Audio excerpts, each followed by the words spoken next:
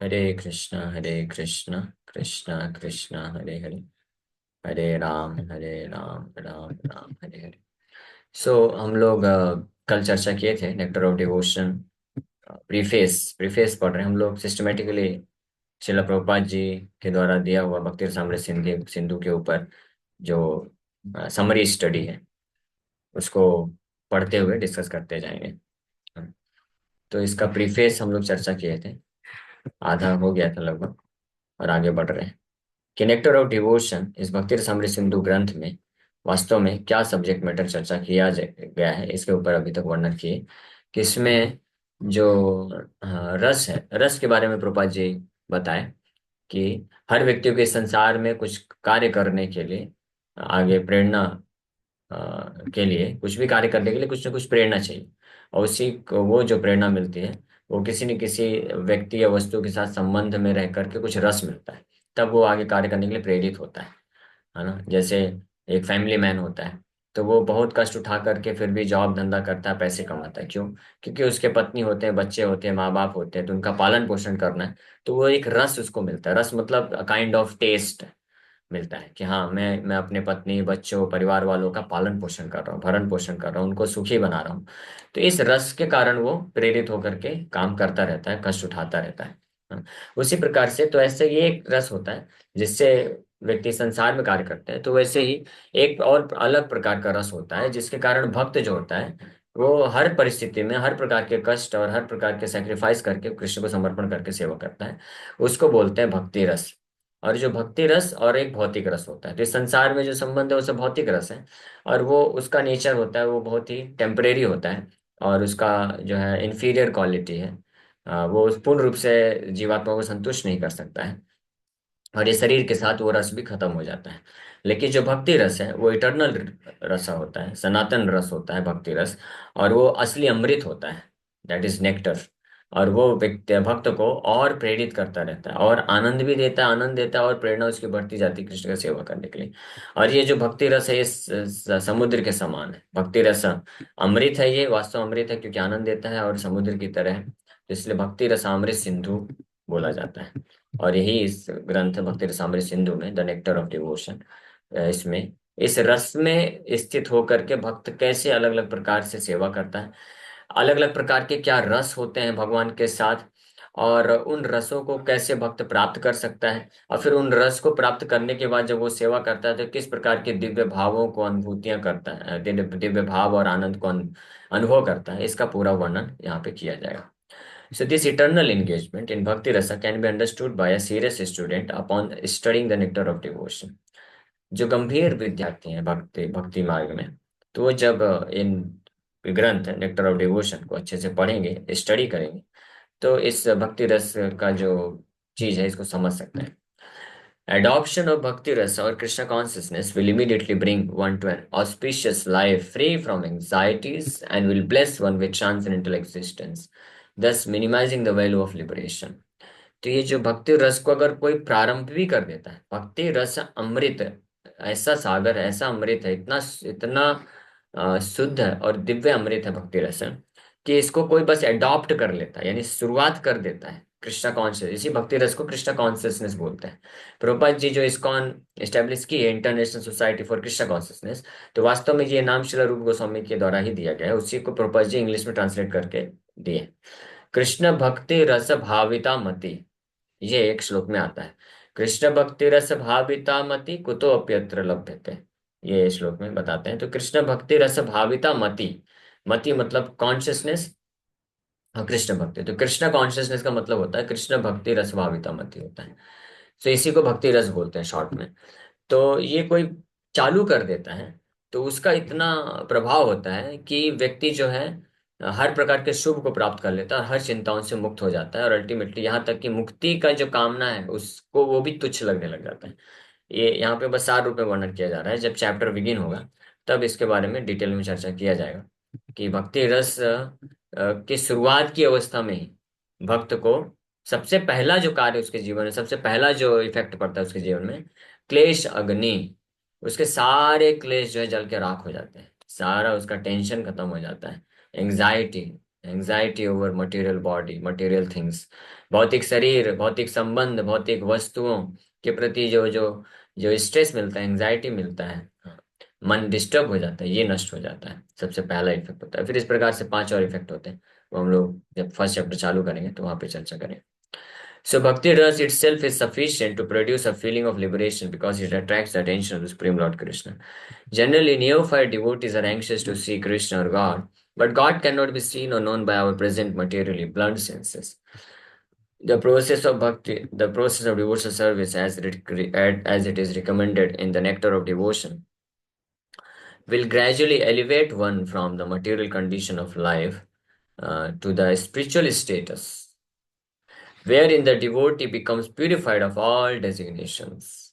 The senses can then become uncontaminated, being constantly in touch with Bhakti Rasa. When the purified senses are employed in the service of the Lord and one becomes situated in Bhakti Rasa life and any action performed for the satisfaction of Krishna, in this transcendental Bhakti Rasa stage of life can be released perpetually. When one is thus engaged in devotional service, all varieties of rasas or mellows turn into eternity. In the beginning, one is trained according to the principles of religion, regulation under the guidance of the Acharya or spiritual master. And gradually, when one is elevated, devotional service becomes automatic and is characterized by spontaneous eagerness to serve Krishna. There are 12 kinds of rasas, as will be explained in this book, and by renovating our relationship with Krishna in 5 primary rasas, we can live eternally in full knowledge and bliss. So, ये भक्ति रस को जब कोई प्रारंभ करता है, इस पूरा वर्णन डिटेल में आगे आएगा, लेकिन यहाँ पे जस्ट सार रूप में प्रभुपाद जी लिख रहे हैं। भक्ति रस को जब कोई प्रारंभ करता है तो सबसे पहले उसके जो इंद्रियां हैं वो शुद्ध हो जाती हैं, क्लेश अग्नि होती है। पहले तो ये सब एंग्जाइटी, स्ट्रेस, ये सब नष्ट होता है, फिर इंद्रियां शुद्ध होने लग जाती हैं, और शुद्ध इंद्रियों से ही वास्तव में वो कृष्ण को साक्षात्कार प्राप्त कर सकता है, दर्शन कर सकता है, समझ सकता है। अपने ब्लंट मटेरियल सेंसेस, यानी ये जो भौतिक जड़ इंद्रियां हैं, इससे कोई व्यक्ति कृष्ण को समझ नहीं सकता, देख भी नहीं सकता है। लेकिन भक्ति रस में जब प्रारंभ होता है, डिवोशनल सर्विस भक्ति करता है, तो इस प्रकार से शुद्ध होता है और फिर कॉन्स्टेंटली भगवान के साथ कनेक्ट हो जाता है। और इस प्रकार से जब वो आगे और बढ़ता जाता है और भगवान के साथ किसी एक रस में स्थित होकर के परपेचुअली, इटर्निटी के लिए, सनातन काल के लिए वो दिव्य आनंद में मग्न हो जाता है। तो ये प्रारंभ कहाँ से होता है कि सबसे पहले बद्धावस्था में जो होते हैं आचार्य यानी स्पिरिचुअल मास्टर, प्रमाणिक गुरु के गाइडेंस में रह करके, मार्गदर्शन में रह करके वैदिक भक्ति करता है व्यक्ति। फोर्सफुली करना पड़ता है शुरू में, लेकिन धीरे धीरे धीरे धीरे कृष्ण के प्रति स्पॉन्टेनियस ईगरनेस, अट्रैक्शन जो है वो पैदा हो जाता है, स्पॉन्टेनियस। और तब वो धीरे धीरे फिर दिव्य आनंद को प्राप्त करता है, और उसके लिए एक फिर कृष्ण के प्रति एक स्वाभाविक, ऑटोमेटिक जो है एक भाव उत्पन्न हो जाता है, प्रेम उत्पन्न हो जाता है। फिर वो कभी कृष्ण को भूल नहीं सकता है। इसको इस एग्जाम्पल से समझा जा सकता है ना। अभी एग्जाम्पल हमारे आचार्य लोग देते हैं, इसलिए हम बताएंगे। अब कुछ लोग सोचते हैं कि प्रभु जी बार बार स्त्री पुरुष का एग्जाम्पल क्यों देते हैं। ये जो एग्जाम्पल बेस्ट समझा सके वही तो देना चाहिए ना, और क्या करेंगे। और तो वैदिक टाइम में जब विवाह होता था, तो आज के समय के तो अलग विवाह होते हैं। आज के समय तो विवाह के पहले ही सब मिलना जुलना हो जाता है और फोटो देख लेते हैं, ये सब करते हैं। लेकिन वैदिक समय में जब विवाह होता था तो एक दूसरे को नहीं जानते थे, पहली बार वो जो है शादी के मंडप में मिलते थे। तो विवाह के पश्चात अभी विवाह हो गया है, लेकिन स्त्री का कोई रिलेशनशिप नहीं है, पति को जानती नहीं है, कुछ नहीं मालूम है। लेकिन विवाह हो जाने के बाद बस ये जानने के कारण इतना मालूम होता है कि ये मेरे पति हैं, तो अब मुझे इनका सेवा करना चाहिए, और इनसे संबंधित जो भी घर में सदस्य हैं उनका भी मुझे सेवा करना चाहिए, आदर सम्मान देना चाहिए। तो यहाँ से वो चालू करते हैं, फिर धीरे धीरे करते करते और रिलेशनशिप बनता है, फिर अटैचमेंट आता है, भाव उत्पन्न होने लग जाता है, और फिर ऐसी स्थिति हो जाती है कुछ समय में कि दोनों एक दूसरे के बिना रह नहीं सकते हैं। इतना प्रेम और ये भाव, आसक्ति विकसित हो जाती है।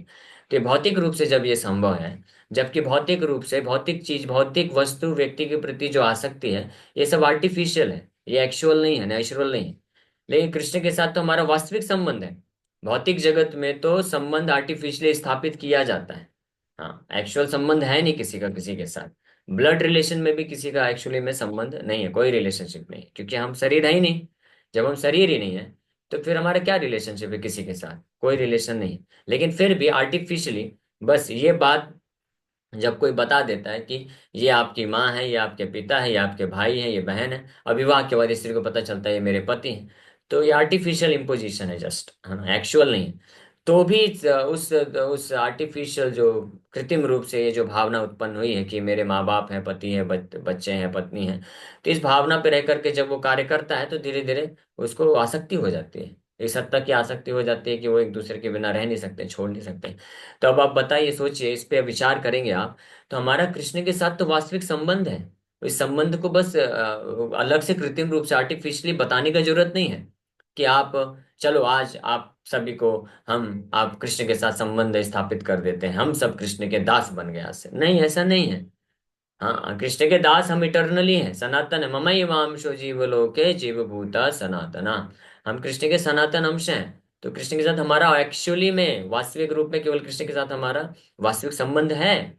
तो वो संबंध अगर है, तो बस अभी क्या करना है, तो जो गुरु होते हैं, जब प्रमाणिक वैष्णव आचार्यों गुरु का जब हम आश्रय लेते हैं, तो हमको कृष्ण की सेवा में लगाते हैं, कृष्ण के बारे में बताते हैं। तो ऐसे कृष्ण का सेवा करने से, उनके उनके साथ भक्ति योग का पालन करने से, तो जो ऑलरेडी संबंध है, वो संबंध ऑलरेडी है, और अब सेवा करने से धीरे धीरे आसक्ति विकसित हो जाती है, और फिर कृष्ण के प्रति पूर्ण रूप से चेतना विकसित हो जाएगी। और इस प्रकार से जब कोई जीवन यापन करेगा, तो मृत्यु के समय जैसे ही शरीर छोड़ेगा तो पूरी तरह से कृष्ण कॉन्शियस है। तो जैसे ही शरीर छोड़ेगा कृष्ण को प्राप्त करेगा, सिंपल सी बात है। ये बहुत सरल विज्ञान है, कोई बहुत कठिन नहीं है। इट्स नॉट वेरी कॉम्प्लिकेटेड, बड़ा सिंपल है। Science of devotional service, Krishna consciousness, very simple. लेकिन इसको करना जो है थोड़ा सा शुरुआत में डिफिकल्टी आती है, लेकिन अगर कोई भक्त इसको करेगा प्रामाणिक वैष्णव आचार्यों के मार्गदर्शन में रह करके, तो निश्चित रूप से इसमें कोई डाउट नहीं है, वो भगवान के प्रति आसक्ति भाव या प्रेम को प्राप्त कर लेगा। ये नेचुरल है, क्योंकि ये स्वाभाविक है। हाँ, नित्य सिद्ध कृष्ण प्रेम साध्य कबु नाय, श्रवण आदि शुद्ध चित्त कराय उदय। कविराज गोस्वामी बताते हैं कि जो कृष्ण प्रेम है नित्य सिद्ध है, नित्य रूप में हमारे हृदय में ऑलरेडी विद्यमान है। हम सबके हृदय में कृष्ण के प्रति तीव्र आकर्षण है, तीव्र अच्छा शुद्ध प्रेम है। लेकिन भौतिक चेतना के आवरण, भौतिक चेतना के कारण ये ढका हुआ है। ये जो वैदिक भक्ति है, दीक्षा लेकर के, गुरुपाद आश्रय, फिर दीक्षा लेकर के, और जो मार्गदर्शन दिए हैं शिला प्रभुपाद जी की, 16 माला उठ करके सुबह जप करिए, 4 नियम का पालन करिए, ये करने से ये जो हृदय का जो ये दूषण हुआ है, हाँ, जो हृदय जो प्रदूषित है, हाँ, वो जो है साफ हो जाता है। और जब ऐसे साफ हो जाता है, चेतो दर्पण मार्जन हो जाता है, तब इमीडिएटली वो कृष्ण के प्रति जो प्रेम है स्वाभाविक रूप से है, वो प्रकट हो जाता है। It's very simple. जब आर्टिफिशियल हम जगत में, इस भौतिक जगत में हम सब आर्टिफिशियली रिलेशनशिप बना करके, सेवा करके आसक्ति प्रेम विकसित कर लेते हैं, सो कृष्ण के प्रति क्यों नहीं होगा? It's very natural. बस व्यक्ति को लगना चाहिए वो करने के लिए, जब लग जाएगा तो ऑटोमेटिकली उस स्टेज को प्राप्त कर सकता है। It's very simple. तो इसी चीज को बहुत अच्छे से इस ग्रंथ में, भक्त रत्न सिंधु में बताया जाएगा। So the basic principle of the living condition is that we have a general propensity to love someone. No one can live without loving someone else. This propensity is present in every living being. Even an animal like a tiger has this loving propensity, at least in a dormant stage, and it is certainly present in the human beings. The missing point, however, is where to repose our love so that everyone can become happy. At the present moment, the human society teaches one to love his country or family or his personal self, but there is no information where to repose the loving propensity so that everyone can become happy. That missing point is Krishna. The nectar of devotion teaches us how to stimulate our original love for Krishna and how to be situated in that position where we can enjoy our blissful life. तो ये basic principle है। हर जीवात्मा, जिस जो भी जीवात्मा है, यानी कॉन्शियसनेस है, चेतना है, लिविंग एंटिटी, उनके हृदय में ये है, प्रोपेंसिटी है, ये प्रवृत्ति है किसी न किसी को प्रेम करने की। वास्तव में जैसा हम लोग चर्चा कर रहे थे कि हर किसी के हृदय में कृष्ण को प्रेम करने की ही एकमात्र प्रवृत्ति है। लेकिन भौतिक जगत में आने के कारण, ये फॉल्स ईगो के कारण, फॉल्स मिसकंसेप्शन, कि हम ये शरीर हैं और शरीर से संबंधित लोगों को अपना मानने के कारण, वही जो कृष्ण को प्रेम करने की जो प्रवृत्ति है, वो इस संसार में अन्य वस्तुओं व्यक्तियों के प्रति प्रकट होती है।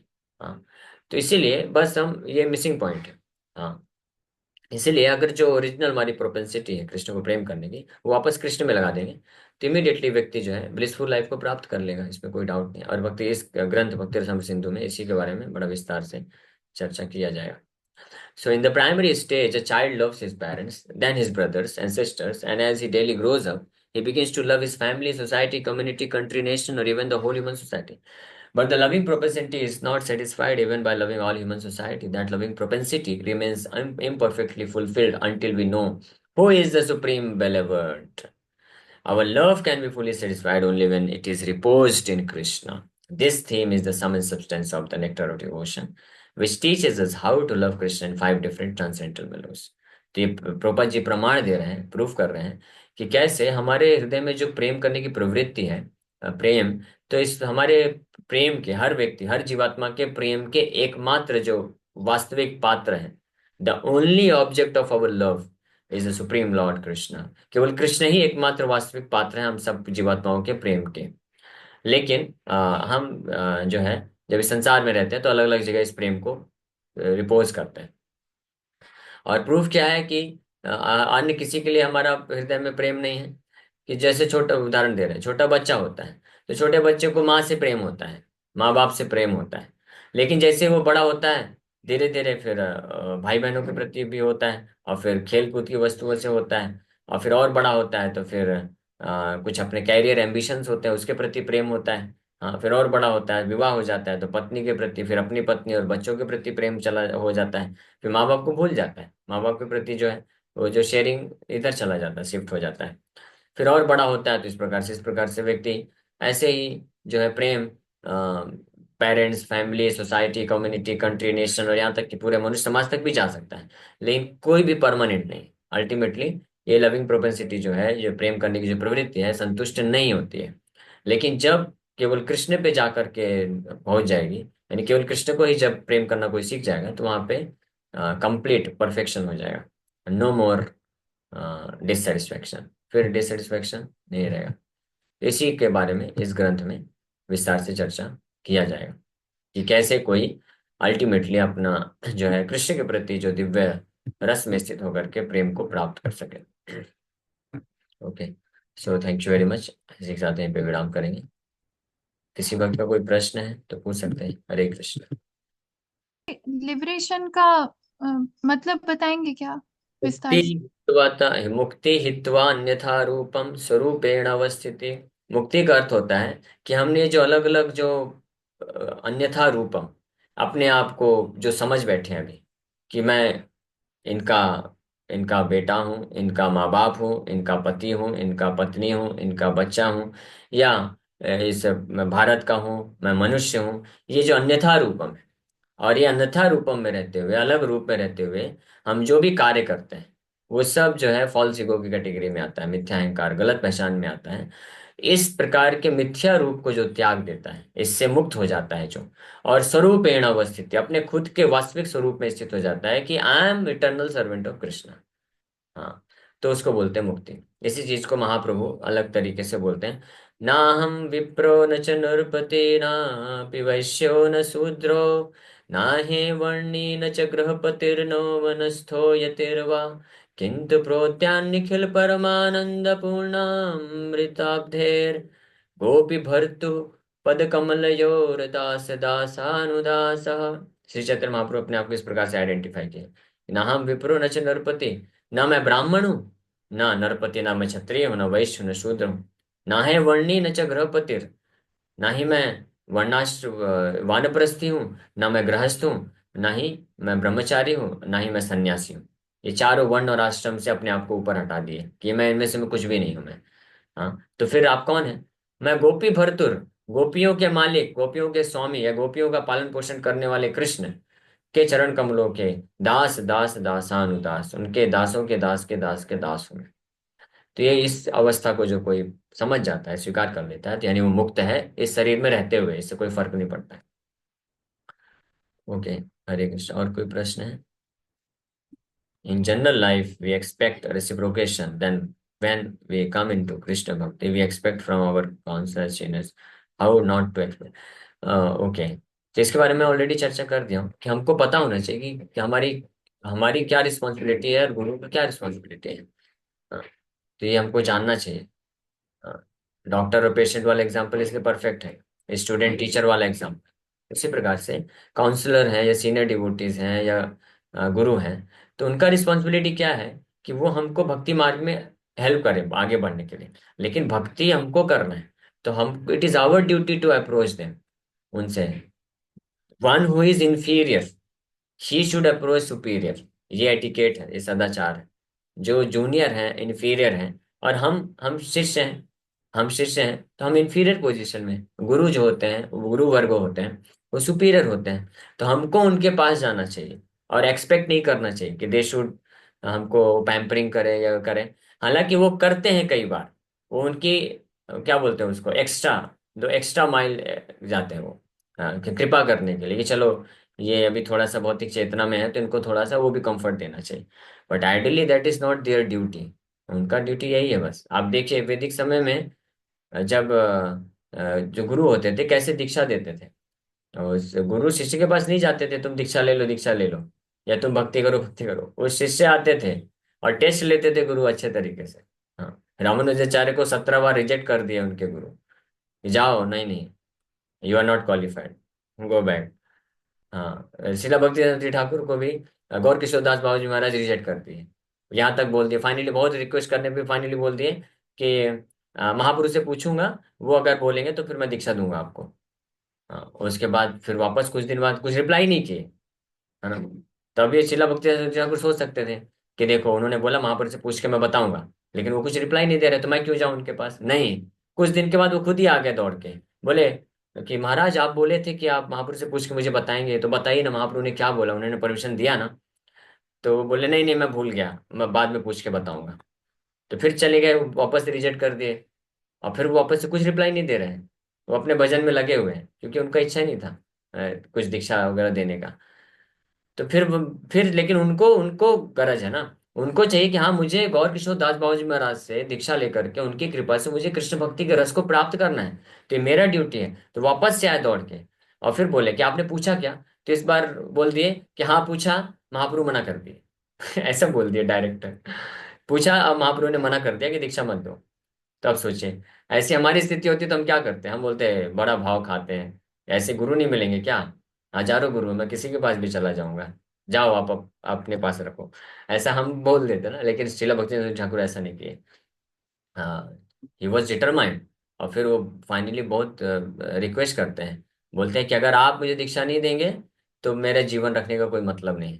हाँ, क्योंकि भक्ति विनोद ठाकुर ने आदेश दिया था, उनको बोला कि आप जाओ गौर किशोर दास बाबू महाराज से दीक्षा लो। तो फाइनली फिर वो देखते हैं कि ही इज परफेक्ट, ये वास्तव में ये पूरी तरह से जेन्युइन है, सिंसियर है। तब उनको दीक्षा देते हैं और फिर उनको वो पूरा तरह से उनको इंस्ट्रक्शन भी देते हैं, ये सब। तो खैर ये तो बहुत एक्सट्रीम एग्जाम्पल है, हम लोग उस कैटेगरी में नहीं है। बट एटलीस्ट हमको इतना होना चाहिए कि जो वैष्णव होते हैं, गुरु होते हैं, वो पूरी तरह से हमको हेल्प करने के लिए तैयार है। वो हमको कभी रिजेक्ट नहीं करते हैं। लेकिन हमारा ड्यूटी है कि हम अप्रोच करें और इन चीज़ों के लिए अप्रोच करें जो हमको भक्ति मार्ग में आगे बढ़ने में मदद कर सकता है, ना कि भौतिक चीज़ों के लिए।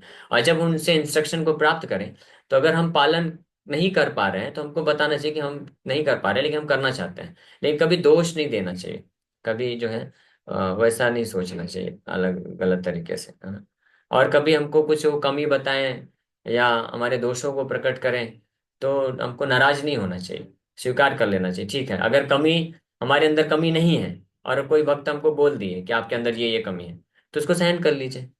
और कमी है तो उसको सुधार कर लीजिए। बहुत सिंपल फॉर्मूला है। हाँ, हमारे गुरु महाराज ने ये एक स्टेटमेंट बोला है, वो पूरे हमेशा पूरे जीवन भर याद रहता है। हाँ, स्पष्ट वो बोले कि अगर आपका कोई निंदा करता है, आप में कोई दोष देखता है और उसको वर्णन करता है, या तो डायरेक्ट आपको बोलता है या किसी अन्य भक्त को बोलता है, किसी अन्य लोगों को बोलता है और उसके थ्रू आपको पता चलता है, तो ये दोनों ही परिस्थिति में जो भी दोष या निंदा या कमी आपके बारे में उसने बताया, तो वो अगर सही है तो उसको स्वीकार कर लो। स्वीकार कर लो मतलब कि हाँ ये सही बात है, मैं इसको इम्प्रूवमेंट करने का प्रयास करूंगा। सिंपल बात। और अगर वो गलत है तो उसको सहन कर लो। सिंपल सी बात है। हाँ। लेकिन बोलने के लिए सिंपल है लेकिन अप्लाई नहीं होता है। लेकिन जैसे तो मैं कैसे अप्लाई कर लेता हूँ, क्योंकि एक रिलेशनशिप है ना, गुरु महाराज से रिलेशनशिप है, उन्होंने दीक्षा दिया है, मेरा उद्धार किए हैं, कृपा किए हैं। तो वो मेरे को आदेश दिए, वो बोले हैं कि ऐसे ऐसे आपको एक्ट करना है। तो इसलिए उनको स्मरण करके फिर मैं ये कर लेता हूँ कि हाँ गुरु महाराज बोले हैं कि अगर कोई तो आपका कमी निकाले, दोष देखे, तो उसमें विचार करो, अगर सही है तो स्वीकार कर लो, और अगर गलत है तो सहन कर लो। यानी दोनों ही केस में आप लड़ाई झगड़ा मत करो, तर्क वितर्क मत करो, उससे अपने आप को बचा लो। तो हम भक्ति में आगे बढ़ रहे हैं। और कुछ भी होता रहे, मेरे को क्या करना है? अगर अगर मैं अपने गुरु महाराज के इंस्ट्रक्शन को पालन कर पा रहा हूँ, ये दोनों तो इस तरह से कर पा रहा हूँ, तो मेरा तो उद्धार हो ही जाएगा ना। भले कितना भी दोष रहे, कुछ भी रहे। तो अगर मैं दोषों को स्वीकार कर लेता हूँ और सहन कर लेता हूँ, तर्क वितर्क लड़ाई झगड़ा नहीं करता हूँ, तो फिर यानी मैं अपने गुरु का इंस्ट्रक्शन पालन कर रहा हूँ, और ये पालन करने से मेरा उद्धार हो जाएगा। सिंपल सी बात है। तो इसलिए हर परिस्थिति में हमारा लाभ ही है अगर हम सहन करते हैं और स्वीकार करते हैं, और सामने वाले को अप्रिशिएट करते हैं। सामने वाले के केवल हमको अच्छे गुणों को देखना चाहिए कि उनकी उनसे हमको क्या क्या लाभ मिला है, इसके ऊपर विचार करना चाहिए। ओके, यस प्रतिज्ञा माता जी। हरे कृष्णा प्रभु जी, पंचांग प्रणाम। प्रभु जी, अगर मतलब जैसे आपने जो भी बताया वो समझ में आया। अगर कभी ऐसा हुआ कि सीनियर टीम मतलब सीनियर वर्ग के किसी ने हमको कुछ कहा करने के लिए, और किसी भी परिस्थिति से हम उसको नहीं कर पाए, और सामने वाले को मतलब वो तो ऐसा हो गया ना कि आ, उसके नहीं, प्रति अपराध हो गया अपराध कि उसकी बात नहीं, नहीं अपराध माना, नहीं है ना। होता है ये अपराध नहीं होता है। अगर हमको कोई सीनियर भक्त को सेवा देते हैं, बोलते हैं करने के लिए, और हम अगर हमको लगे कि ये मैं समर्थ नहीं हूँ, नहीं कर पाऊंगा या इतना ही कर पाऊंगा, तो हम उनको बड़े ही विनम्र भाव से, प्रेम से बता सकते हैं कि प्रभु जी आप इतना इतना तो बोले हैं, लेकिन मेरा कैपेसिटी नहीं है इतना करने का, मैं इतना करके दे सकता हूँ। तो वो बिल्कुल भी अपराध नहीं होगा। ठीक है। और ये हो सकता है कि अब नेचर अलग अलग होता है भक्तों का। तो कोई भक्त हो सकता है आपको कुछ सेवा दिए, और आपने बोला कि मैं इतना ही कर सकता हूँ बस, तो बोले अच्छा ठीक है, ठीक है, आप जितना कर सकते हो उतना करो, ट्राई करो ये जितना और कर सको। कुछ भक्तों का ऐसा स्वभाव रहता है। और कुछ भक्त होते हैं पूरी तरह से भड़क सकते हैं, बोले क्या तुम नौटंकी करते हो, बहानेबाजी करते हो, ये करते हो, करते हो, कर सकते हो, लेकिन फिर भी ये सब कर रहे हो। तो उसको सहन कर लेने का, है ना, हाथ जोड़ लेने का, हाँ ठीक है प्रभु जी सॉरी, मैं प्रयास करूंगा। लेकिन अब ना तो खुद घबराना चाहिए, और ना ही उनके प्रति कुछ जो है दोष रखना चाहिए या गुस्सा होना चाहिए। बस सहन कर लीजिए ना, सिंपल सी बात है। और आप जितना कर सकते हो उतना करके दे दीजिए, खत्म बात। बहुत सिंपल है। If you make it simple then your life will be very easy. अगर कॉम्प्लिकेटेड कर देंगे, बहुत ज्यादा सोचने लग जाएंगे कि वो मेरे बारे में क्या क्या सोच रहे हैं, कि मैं नहीं कर सकता हूँ, मैं ये हूँ, फलाना हूँ, ढिमकाना हूँ, या आप सोचेंगे कि मैंने उनके प्रति अपराध कर दिया, ये कर दिया, तो दोनों परिस्थिति में हम फंस जाएंगे, डूब जाएंगे और फंस जाएंगे, फिर नाम भजन नहीं हो पाएगा। तो माइंड मन को थोड़ा सा सिंपल रखना चाहिए, क्लियर रखना चाहिए चीजों को, है ना। तो ये बिल्कुल अपराध नहीं होता है। हमारे गुरु महाराज से कई बार प्रश्न पूछा गया कि कई बार वरिष्ठ भक्त हमको मंदिर में या मैनेजमेंट में कुछ सेवा देते हैं, और हम नहीं कर पाते हैं, हमको लगता है हम उतना नहीं कर पाएंगे, तो महाराज क्लियर कट बोले कि आप जो है, आप स्वतंत्र हैं। आप अपने जो कमियां हैं या आपके जो लिमिटेशंस हैं, कि आप इतना ही कर सकते हो, इतना नहीं कर सकते हो, आप बता दो। तो अगर आप ये बता देते हैं और फिर जितना आप कर सकते हो उतना आप अगर कर देते हैं, तो आपको अपराध नहीं लगेगा। ठीक है। अब सामने वाला अगर उस पे कैसा रिएक्शन कर रहा है, वो उसका मैटर है, वो जाने, उनके गुरु जाने और कृष्ण जाने कि उनको उसमें क्या रिएक्शन मिलेगा, नहीं मिलेगा। हमको अपने आप को, अपना हमारा क्या कर्तव्य धर्म है, हमको पता होना चाहिए। हमको उस प्रकार से एक्ट करना चाहिए। स्वधर्म स्वधर्म निधनम श्रेय, पर धर्म भयावह, गीता में भगवान बोलते हैं कि अपने धर्म का, हमारा जो कर्तव्य है, उसको अगर हम पालन करते करते हम जो है डिफीट भी हो गए, हार भी गए, तो भी श्रेष्ठ है, वो हमको सफलता मिल जाएगी। ओके, बहुत समय हो ओके, गया है। Thank you. आप